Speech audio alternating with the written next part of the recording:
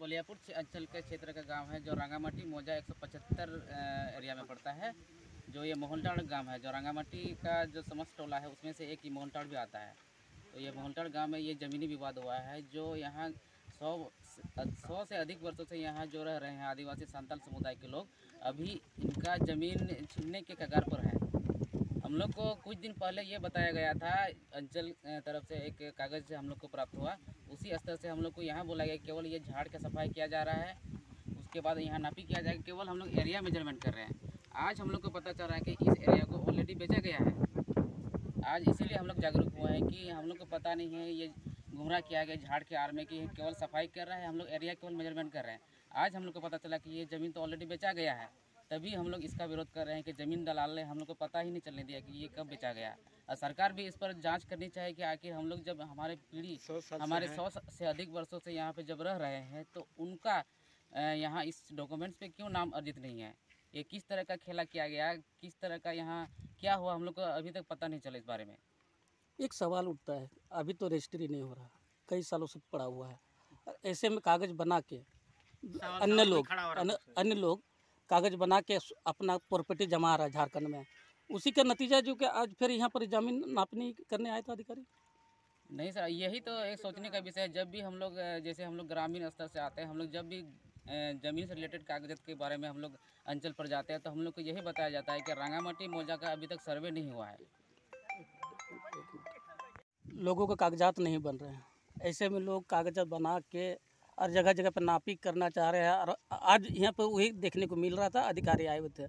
क्या लग रहा है, क्या कहना आप लोगों का इसमें? हाँ सर, यही कहना चाहता है कि यहाँ पे बिल्कुल आपने सही बोला कि अभी तक ज़मीन का हमारे जहाँ देखा जाए तो रंगामाटी जहाँ मौजा पड़ता है 175 मौजा का, उस मौजा पर अभी तक हम लोग कर्मचारी से बहुत बार इस बारे में संपर्क किया, अंचल में संपर्क किया कि अभी तक यही बताया जाता है कि आप लोग का मौजा का अभी तक सर्वे नहीं किया गया है। ज़मीन से रिलेटेड कोई भी जा रहा है कि किस चीज़ का यहाँ पर ज़्यादा अतिक्रमण किया जा रहा है, उस पर यहाँ पे सरकार को ध्यान देना चाहिए।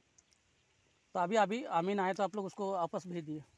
अमीन तो हम लोग को 2 दिन से घुमा रहे हैं कि केवल हमको सरकारी अंचल से हमको ये नोटिस किया गया है कि हमको केवल ज़मीन का मापी के लिए भेजा गया है, लेकिन उससे हम लोग को ज़मीनी स्तर पर हम लोग को उतना जानकारी नहीं है कि आखिर नापी किस तरह का, किसका नाम से होता है, कौन करवाता है। हम लोग आज उसी के विषय पर हम लोग जब उनसे पूछे कि कैसे होता है, क्या करवा रहे हैं, जो ज़मीन नपवा रहा है वो बोल रहे हैं कि हमको अंचल से भेजा के हमको इस बारे में कुछ पता नहीं है। लेकिन आज जब हम लोग उनसे इस बारे पे विचार कर या पूछताछ करें तो वही हम लोग को यहाँ तक कि हमारे एक युवक को थपियाने तक का बात बोल दिए जाए, जो अमीन नापने के लाए थे वही। तो आप लोग क्या कुछ मांग करते हैं? मांग यही करते हैं कि सरकार चाहे अंचल से कोई भी अधिकारी आकर हमारे ज़मीनी स्तर पर यहाँ आके देखे कि यहाँ का स्थिति क्या है, हम लोग कब से रह रहे हैं, हमारे घर को देखे, हमारे पीछे ये ज़मीन जो पड़ा हुआ है वो किसके अंदर में आ सकता है,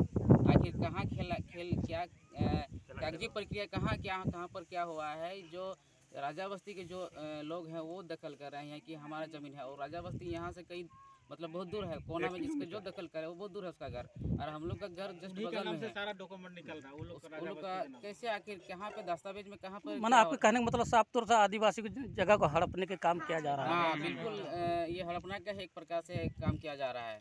हम लोग आदिवासी पहले से ही सीधा थे कि ज़मीनी स्तर पर हम लोग केवल खेती बाड़ी, हमें मवेशी को चराना और यहाँ पे जो खेती बाड़ी होता था, लेकिन हम लोग कागजी में उतना स्ट्रांग नहीं थे कि अभी उस समय में जो हमारे बाप दादा थे उतना ध्यान नहीं दिए।